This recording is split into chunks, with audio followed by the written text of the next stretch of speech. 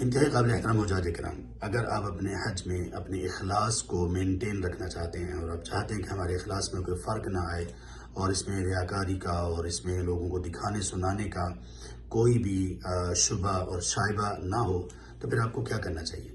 سب سے بڑھ کر آپ کو جس بات کا خیال رکھنا چاہیے وہ ہے آپ کا موبائل، آپ کے موبائل کا کیمرہ۔ آپ اپنے حج کے مناسک کی ادائیگی کے دوران اپنے کیمرے کو خود سے بہت دور رکھیں۔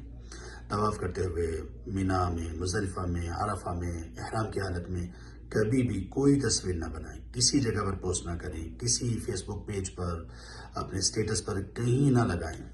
کہیں ایسا نہ ہو کہ ہم حج کے لیے تو آئے ہیں لیکن اس کے بعد ہمیں ہماری اس ریاکاری کی وجہ سے اللہ تعالیٰ کے ہاں نہ صرف یہ کہ کوئی اجر نہ ملے بلکہ سزا کے مستحق قرار پائیں۔